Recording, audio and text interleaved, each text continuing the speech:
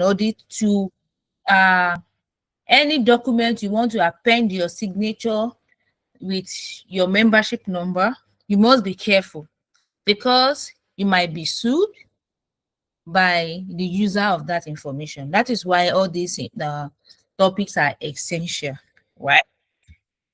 Okay, why do we need quality control in accountancy firm? It's so simple.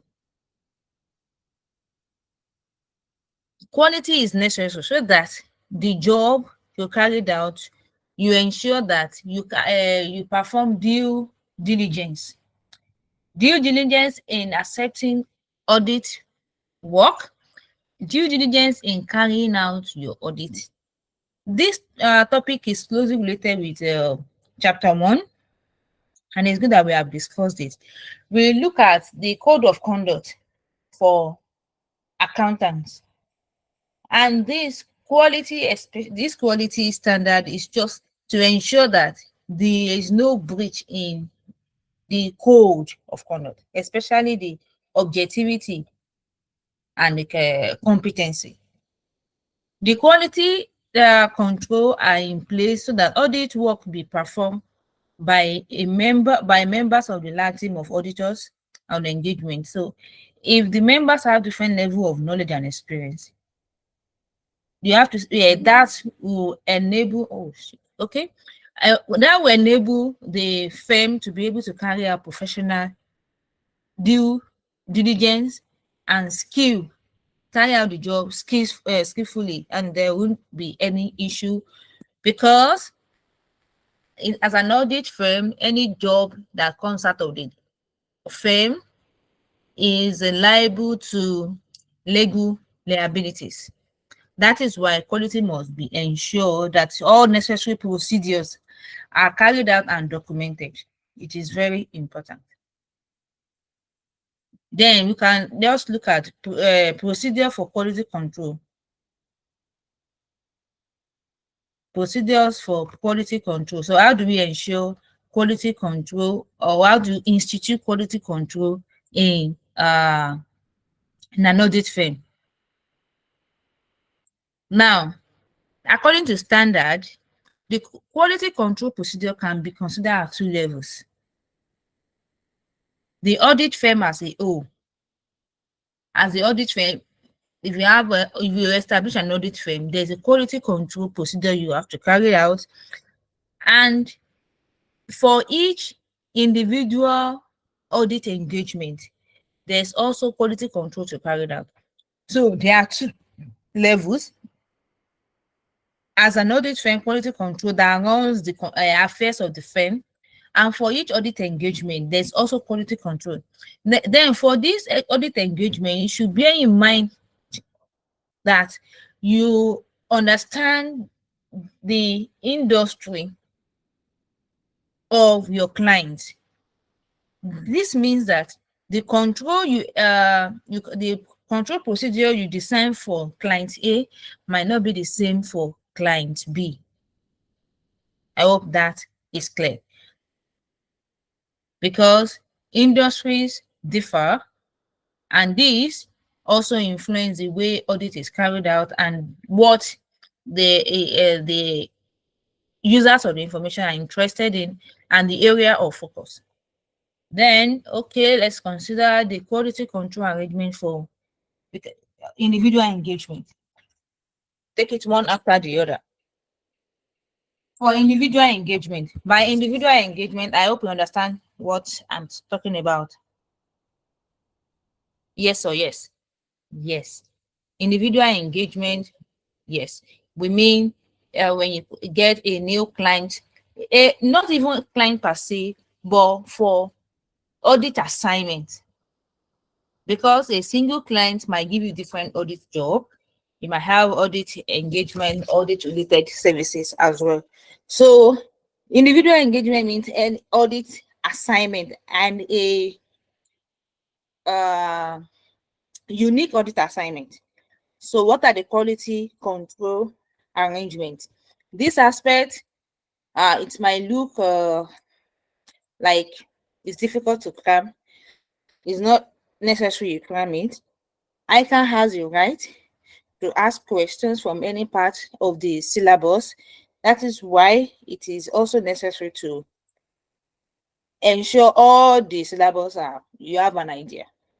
So ISA 220, what's it talking about? It's talking about the quality control arrangement for individual audit engagement. So what are we talking about here? The standard says that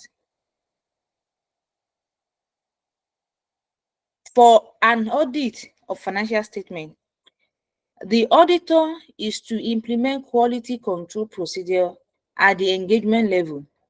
Why? Because it is necessary to provide reasonable assurance that audit complies with professional standard and applicable legal and regulatory regulations. Then the audit report is issued appropriate. It's so simple. So what is the objective of audit? So let me just say this. When you're talking about these standards, what is important about these standards? Know the objective of the standard. It's very important. Once you know the objective of the standard, you can relate any other questions they ask about that standard. But just be sure that you understand the objective of that standard.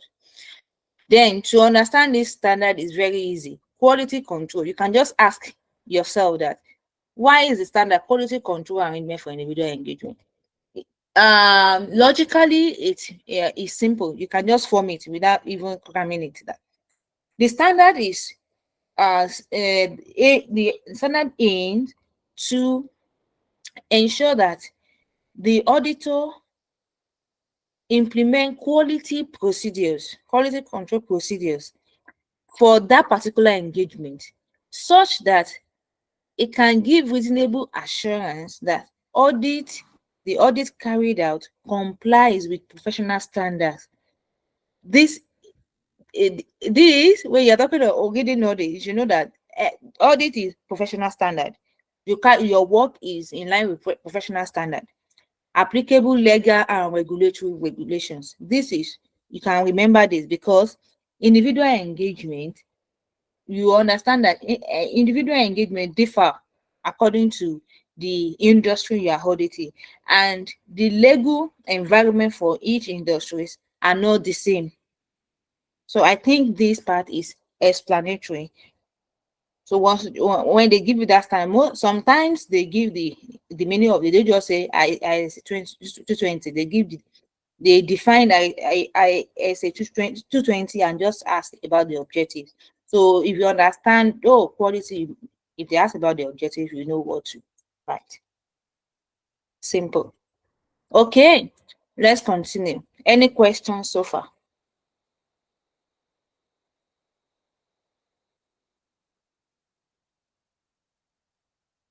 Any questions so far? Are you following?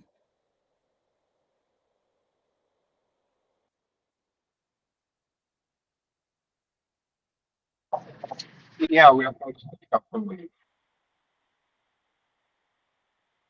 Okay. So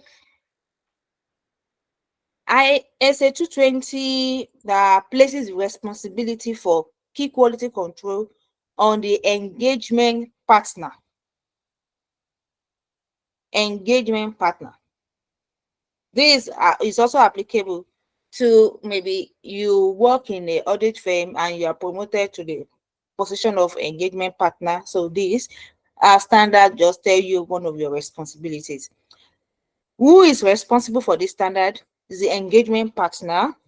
Even if you work in a medium-sized audit firm, as long as if you are assigned a audit job, maybe you are audit senior and you are to lead an audit, you have a dedicated responsibility to carry out this exercise.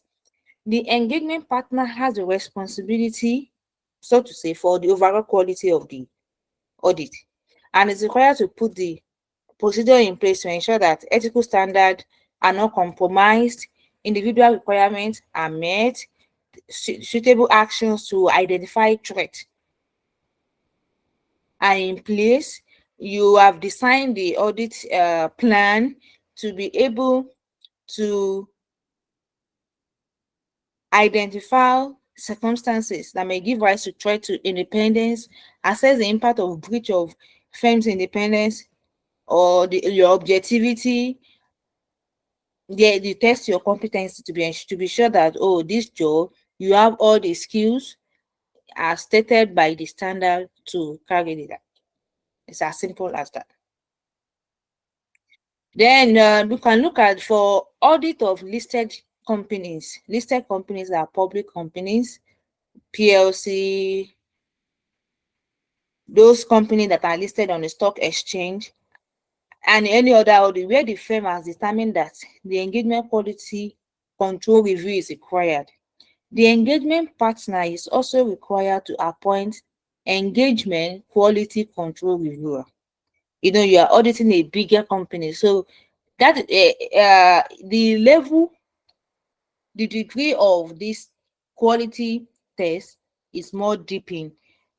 Now you are required to engage a quality reviewer, quality control reviewer, because you are auditing a big company.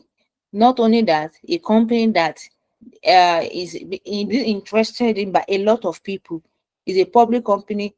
Being an auditor, you are also being an auditor of that company, you are also exposed to the public. That is why more diligence have to be taken. Okay, let's look at the quality control arrangement at the overall firm level. We have discussed what to do at engagement level. Then over the firm's level, like at the audit firm, what are the quality control that every audit firm must have, regardless of the engagement? Quality control policies and procedures at a firm level are set out in ISQC, that is International Standard of Quality Control 1.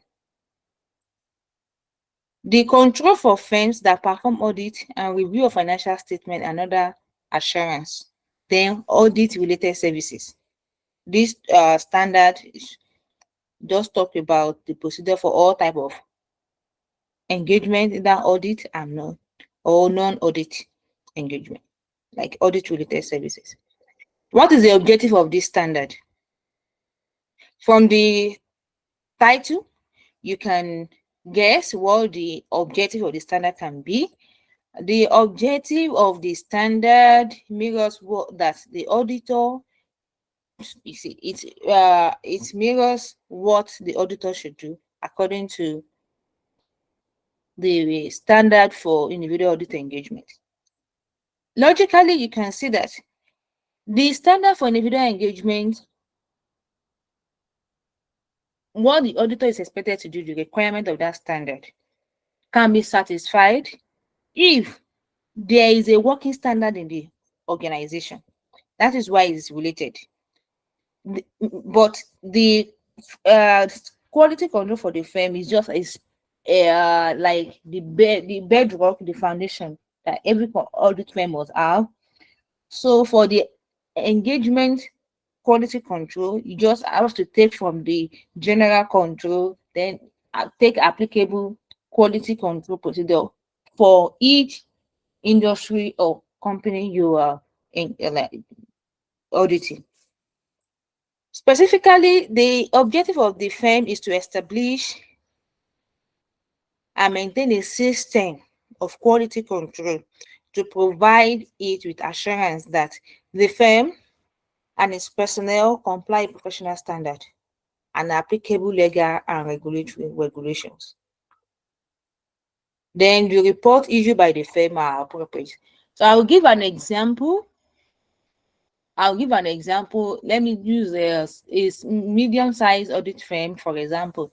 They do not have a lot of a bigger structure, probably one audit manager, managing partner, then you have a senior audit and junior audit and the likes. Okay, at that firm level, the managing partner, what is the responsibility for the office or the firm Okay, the responsibility of the firm of the firm, let's say generally, is that there should be a system to design a system in that office that will ensure a system of quality control that will ensure that every audit carried out, the firm has a standard, and the standard of the personnel comply with professional standard and the regulatory environment, because audit firm are also regulated.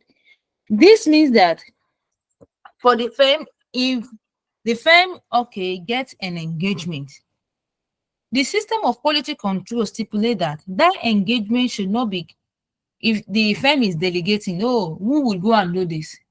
The quality stipulate that the firm should not allow incompetent person to audit a client. So what can they do? They should have a profile that, okay, before you can design that before you can be an audit senior, these are the qualifications you must have, these are the years of experience you must have. This place the firm in a system, in a working system that drives processes such that, because small firm, it comes in small firm that maybe is the firm more owned by one managing partner, and just and the managing partner is able to get audit engagement. The managing partner may not have enough staff, then micromanage, can get people that are not competent. If they should go and audit, they did not do what they're supposed to do. Everything they do, they are doing it in the name of the firm. So that is why the quality system must be instituted in the firm, such that the all the professional standards and legal regulations are complied with. There's a standard that says that, okay, that say that, for example, the standard to comply with the independence, and the threat to independence. So the firm needs to institute a quality control. For example, if we are auditing a client, and that in that client's office, the wife of the audit senior, the person that's supposed to lead the audit team, is working there, the standards stipulate that that person cannot audit it. So these are the things that the firm needs to consider. And you can see that if the firm has this structure in place to satisfy quality ISA 220, it just fall in place, because there are things that this one is general. Before you audit any client at all, you must have competent personnel, and the personnel, they must also act professionally. So they are related. It's simple. In case you were asked in exam, you've seen a similar, just relate it to what's supposed to be done and the like. It's so simple. For example, the standard talk about the leadership responsibility for quality. I just explained it, but let's look at what is penned down. It said ISQC1 requires firm to establish policies and procedures designed to promote an internal culture to recognize that the quality is essential. So the responsibility for quality control policies and procedures should rest with the firm CEO or managing board of partners. Any person who has the operational responsibility for quality control should also have appropriate experience and ability and the necessary authority. So it's just, if we are being asked questions around this quality control, you can answer with examples, practical example. For example, if the firm, even the bigger firm, I think to monitor this control is more difficult in bigger firm, because the scope is wide. The job has to be given, assigned to somebody, quality control personnel, because when the scope is high, you might not be able to manage it. That is why at the large level, and if anything happens, it's going to cost the big firm the more. Both at the big firm and small firm, it is very, very essential. Any questions so far?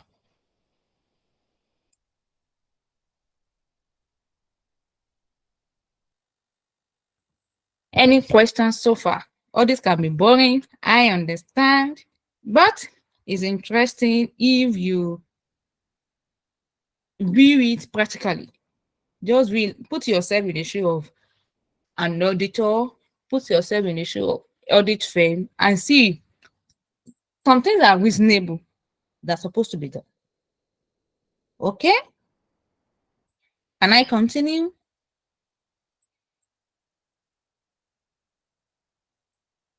Can I continue?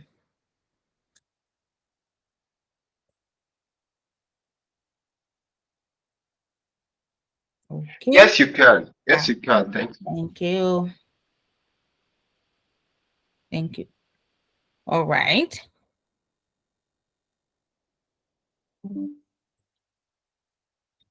Let's look at quality procedure for individual engagement. We've talked about it. So let's discuss more on that, specifically to individual engagement. For example, an auditor has a client in the maybe financial services or oil and gas.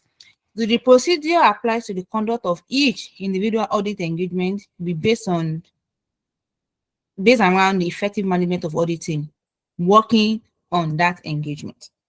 This aspect is very important. If you are working an audit firm, you understand that this aspect is very important. Working on auditing members on that engagement.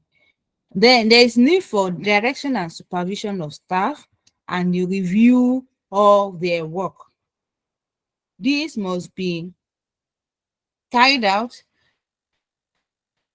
considered as part of audit planning. The direction of audit staff. Audit staff is how to direct audit staff is a responsibility of engagement partner for the audit. Engagement partner for the audit. This engagement partner is used in big firms like before, but if you go to small size firm, medium size audit firm, you will mostly see audit senior who will be the team lead. The direction is achieved using like the audit team members should be informed of the work they are expected to carry out and the objective of that work. This is practical because I've worked in audit firm. I know these processes are usually carried it out. There should be a well-prepared audit work program and staff should be familiar with overall audit plan. It's very important. Then the direction of audit staff also include the member of the audit team should understand their responsibilities. Hmm. Should understand their responsibility. I think I have a scenario about this. Okay, I work here in one audit firm, and that particular year we had a lot of work. So some teams are working on one project, another team are working on another client, another field. So there were shortage of staff. Some people, as they are coming from one assignment, jump on another assignment, and when they join the teams, be like, "What am I supposed to do? What am I supposed to do?" But at that point, it is the responsibility of the audit senior or the engagement partner because he's the one that is like that will give the task, know the job, then give task to individual person. Then the team should understand the nature of the business. This is coming again. The nature of the business of the client is very important to understand it. Think in audit plan, one of the things in audit plan is to study the business environment of the client. Is important. Why? The reason is because the legal environment differs across industries and economic changes also influence the type of tax, the responsibilities and requirements. For example, the just released amendment to withholding tax law is something that the auditor will need to consider for for some industry, for some clients. For example, when you are auditing the withholding tax receivables account, withholding tax payables account, you are auditing VAT account, VAT payable, VAT with receivables account, and you are seeing some surprises, you should know have your expectations. That is why you need to understand the business environment, then the nature of the client's business. If your client is into food, for example, you just finished auditing a client in oil and gas, and you come to a client that is into food processing, maybe pharmaceutical, you will not say the same thing, because in pharmaceutical they are VAT exempt, some are zero VAT, and you are coming from oil and gas that or financial services that they charge them VAT. You understand that the approach be different, but you are still working to achieve the same goal. That is why you must be familiarized with trend, with standards, with release government pronouncement, especially about tax, because it's going to help you when you are auditing the client to focus your attention and to ask relevant questions. Yes, related risk related issues. The understanding of the client's firm make you to give you an idea of area of risk to check whether they exist or not. The member of the team should maintain objective state of mind and retain their independence. Whether the member of the team is an accountant, is chartered accountant or not chartered accountant, they must understand the professional requirement of independence and objectivity. They must perform their work with due care and raise questions that might they might raise questions that might be confusing to them. Okay, at this point, I would like to ask a question. Can I go ahead?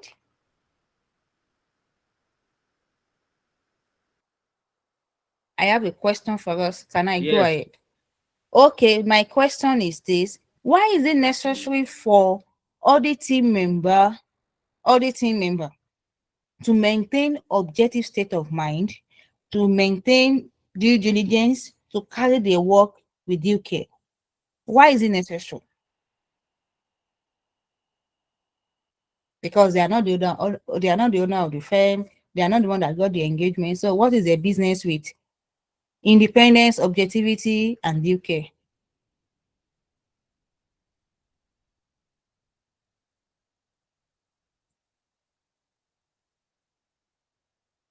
Okay, please, Mr. Patrick, you can just help us.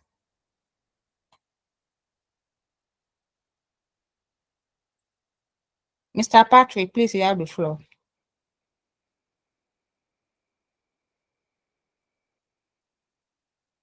If you are talking, I can't hear you. Or who else? Do you understand my question?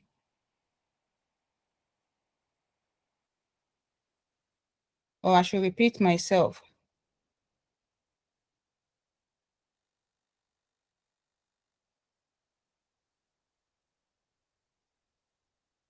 Please go ahead and answer if you understand my question.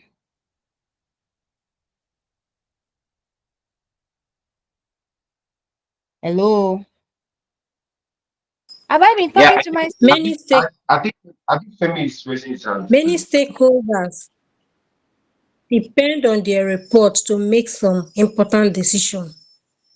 So it is very important for them to exercise due diligence in their work. Also, they can be sued if someone take a wrong decision based on the reports that they give. Interesting. Thank you very much. you have said it all. It means that you understand the basics of why due diligence is expected. Thank you. So the essence of team member is because they are acting on behalf of the firm. Even their job is going to be reviewed by the CEO of the firm. Whatever action they carried out, they are carrying out in the name of the firm, and the standard for the firm stipulates that the audit firm has the responsibility to institute a system of quality control to ensure that the audit assignment they are being carried out, they are being carried out professionally. They have competent team, and the report are issued in line with standard. So for this to be achieved, it means that for the firm to have independence, it means every member also must be independent. Whatever, just like you have said, whatever report they give, the opinion they give, if incompetent person give wrong opinion, if the team member, maybe the staff, is not qualified yet, ICAN cannot sue that person because he's not a member. Who would ICAN sue? ICAN will sue the firm, and that will be the managing director. Because nowadays, if an auditor is signing a document, you are appending your membership number, so it's opened. You cannot hide it. So because it is a responsibility of engagement partner and the CEO to ensure that competent staff are being saddled with the responsibility to audit firm. That is why. Thank you. So let's continue. The supervision of audit staff. Audit staff, whether qualified or not qualified, must be supervised. It is necessary because they need to track the progress of the audit and the competency of the team. While monitoring the competency of the team, they should include whether they have sufficient time to carry their work,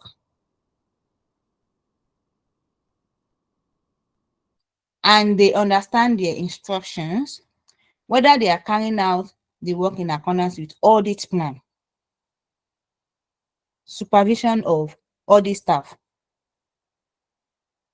We have what supervision of audit staff. Supervision of audit staff include monitoring the competency, tracking the progress of the audit report, addressing significant issues arise during the audit, assessing how significant they are, and modify the audit approach. Then, why supervision is also important? Supervision is important to identify when there is need for audit team member to consult more than one experienced member of the team. I'm sure you know who has the responsibility to supervise audit staff. Who has the responsibility to supervise audit staff? Regardless of the size of the company, the engagement partner is the standard, has the responsibility to supervise the audit staff. Review of audit work. When audit is concluded, there's need to review. Just like every other thing, even when you write an exam, you need to review. Review of audit work is a key aspect of quality control. All the audit work should be reviewed by the auditor with higher level of experience, especially the engagement partner. And what are the processes of reviewing audit work? I think I've seen this part in one question. Yes. What are the processes of reviewing audit work? Number one, peer review.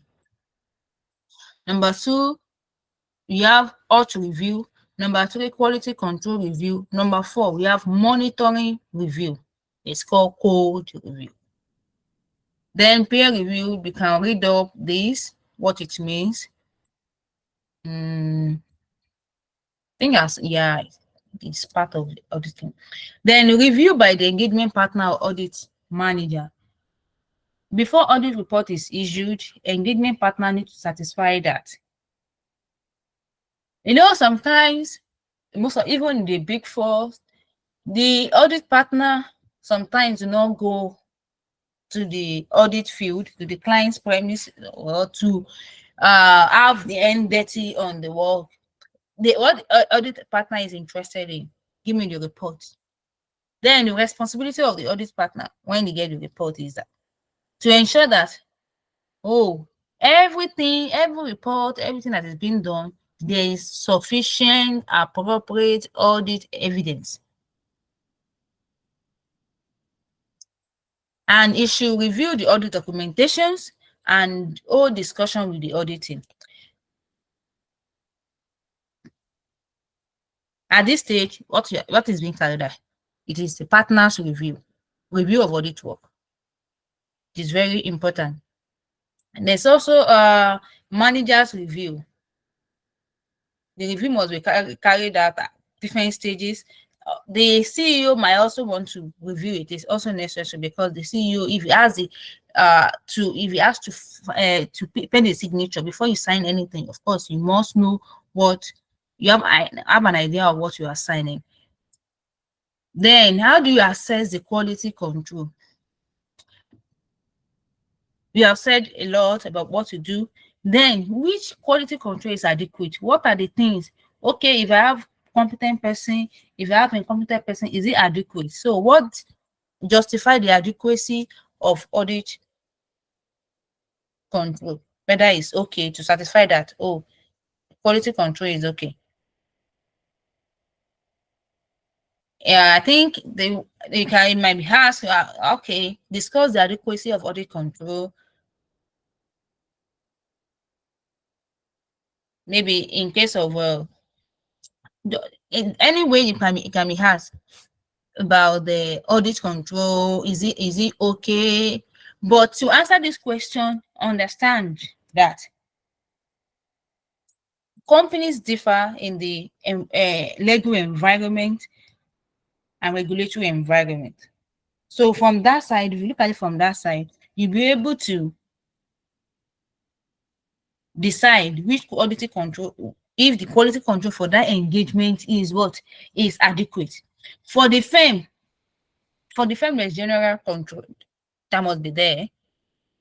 The system of control must ensure that, oh, the report is issued, it is verified, there's a process that in any way incompetent person cannot be assigned on the team. The system is there, and the team are also educated about the responsibility for independence, objectivity, and the likes.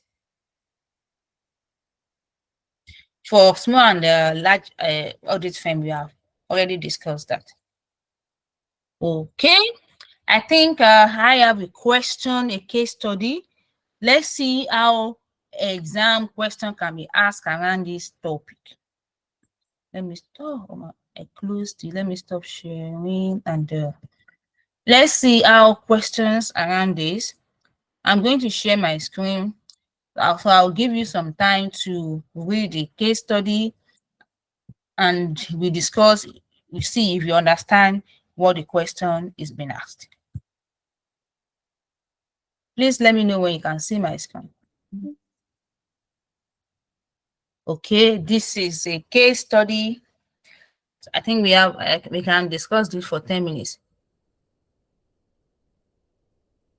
Let me read that we don't waste time.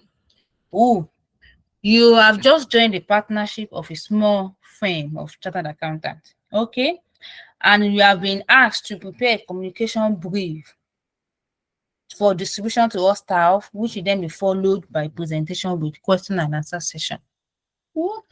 The communication brief required is regarding quality control procedures and audit working paper. ISA 220 requires quality control procedures to be implemented at the engagement level, and ISQC require them to be implemented at the audit level.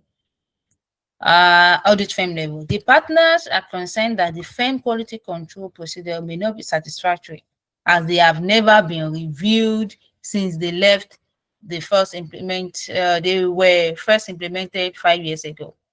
This side, I'm going to highlight it. In addition, staff are able to read the policies and procedures in the staff manual. There are currently no other ways in which information is communicated to them. The story. So what are you required to do? Prepare a communication brief for distribution to your staff to set out why quality control policies and procedures are necessary. The area that should be covered by the quality control policies and the procedures that should be required to ensure that the policies are met. Do you understand the question? Do you know what to do?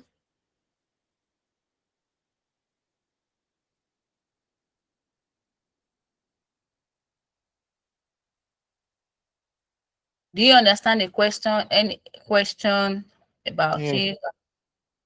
It's so clear, and we have just discussed the requirement, what you are supposed to do. Okay. Okay, this will be our question for the week. You should try it. Okay. Yes. So the way you understand it, then the answer is also there in the members area for you to compare your answer with. Okay. Okay, so that is that. You can see the way the question is said, writing stories. What they are just simply asking about is why quality control at the management level, engagement level is necessary. Then the adequacy of quality control. That's that. Okay, we have just few minutes left. Let's look at professional appointment. This we already know. Yeah, from chapter 1 on, and from the last skills audit, you already know how to appoint a profession, an account auditor, for example. Yes, this auditor. How do you appoint a new auditor?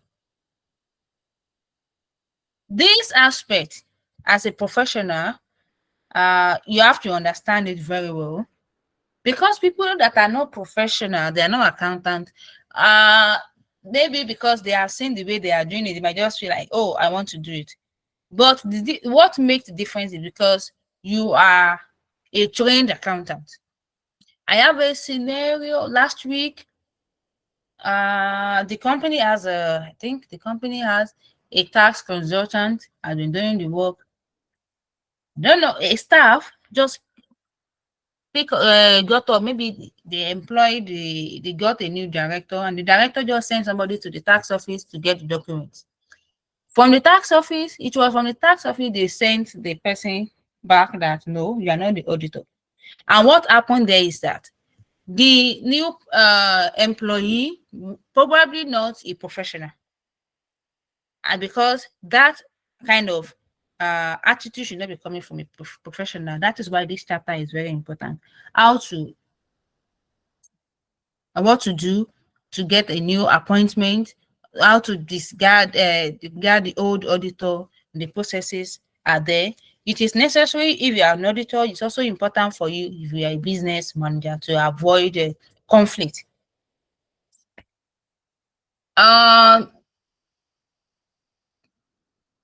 Accept a new audit appointment in a situation where the old auditor will not be reappointed. You have the choice of that. So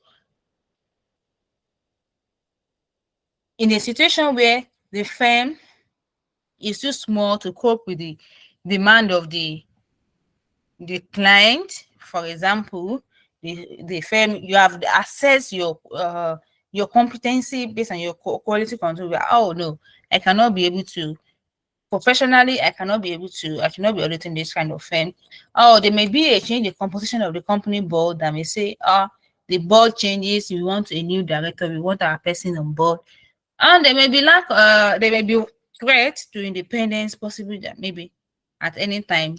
Several reasons why the auditor might be changed. There are a lot. I'm sure you are familiar with them. Then, before you as a person, you are contracted to be an auditor. This is not just book, it is what is being practicable in practice. Before you accept an auditor, you should take due diligence. What you should do, you should assess whether there is professional problem attached to accepting the engagement. This is important. You, as a person, before you accept an audit engagement, you have to ensure by yourself that there is no professional problem, because we are all professional colleagues. You don't take job of another colleague. You should also ensure that you have resources to complete the audit assignment. Okay? You have to take job references. You have to write the reference on the proposed client, director. You have the right to ask the auditor, the previous auditor, what is going on, to check about the company, because you should carry out KYC, know your client, before you accept the audit. That is why threats are discussed. If there is any threat that is going to affect your independence, intimacy threat, all those kind of things, you have to just identify it before you accept the audit job. It is important because the law mandates that you should not take an audit of a firm that do business that are not legal. They should not find in the income of the auditor that, oh, you are getting money from maybe drug trafficking business or human trafficking business, proceeds from financial crimes and the likes. That is why you have to know your customers. Then you make inquiry about the firm, communicate with the existing auditor. You write, oh, this person, this company has contracted me to audit the firm, and they gave me information that you are the current auditor. Can you do this? Give me the fact. Of course, you do kind of the exercises before you decide on accepting the new client. What else do you need to do? Whether the existing auditor or advisor does not respond within a reasonable time, well, if the prospective successor should endeavor to contact the existing auditor by other means, by telephone. So that is what the standard says. You should ensure that you get communication from the existing client. Okay? Unpaid fee. A member in public should not accept an audit assignment previously carried out by another member without first ensuring that other members have been properly removed from office and all the outstanding bills are cleared. There is also check the confidentiality, then the information. In case of joint auditor, I think member whose firm is nominated as joint auditor should communicate with all the existing auditors and should be guided by similar principles to those set out in regulations as normal auditor. Itself is something that you can just imagine and write in case you are asked questions about that. Then you decide whether to accept the new audit engagement. You have done all those checking, but for your own, you also have to check that, oh, am I competent enough to accept this audit? Is there no breach of standard? All this has to be carried out because quality must be ensured. Then how do you get books and record? Because the way accounting and audit is, they are interrelated because they are preparing going concern. If you want to audit a new client, you don't just start from that day, you continue from where the previous one stops. That is why you need to get the document. You have to write to get the document from the previous auditor. I think another essence of communicating the previous auditor. But when fees remain unpaid, they did not pay the previous auditor, did not want to employ the new one, the outgoing auditor may wish to exercise the legal rights over those books and record. If they did not pay the auditor, the auditor might not release the information. So the right is to retain possession of the until another due is until the amount due is paid. The auditor has that right. That is why the new auditor must ensure that the outgoing auditor is settled, get communication with them. The outgoing auditor must also satisfy that yeah, you can accept this audit. These are the things, the information that you will need professionally. That is it. No fight. Any questions so far? I will drop another question related to this topic on the group chat before the time elapses. I think we have 3 minutes more. Oh, Mr. Idowu, you are raising your hand. You want to ask a question? No, I'm dropping it on the chat, but you can quickly copy it.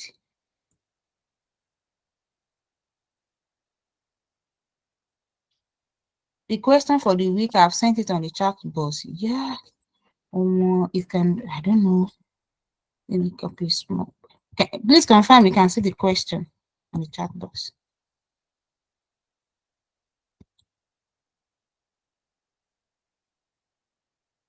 Hello?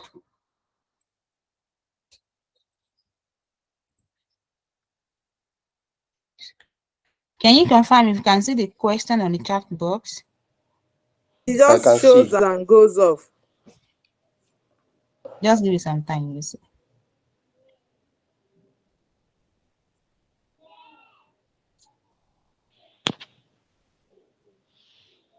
Hello.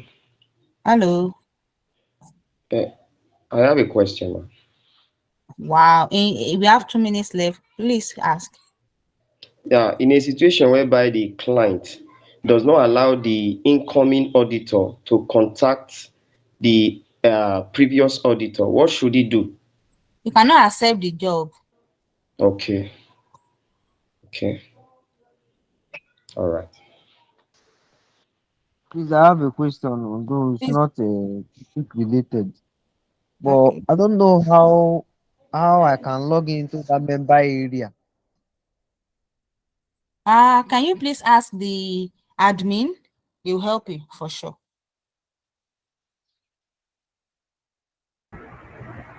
Okay. You can drop your question in the group chat. Are you on the Telegram platform?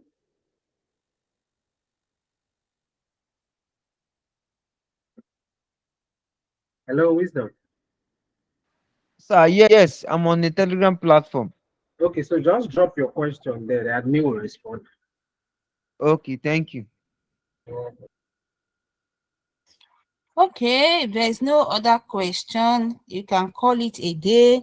Next week you can read up on chapter 7. We consider chapter 7 next week in preparation for the class.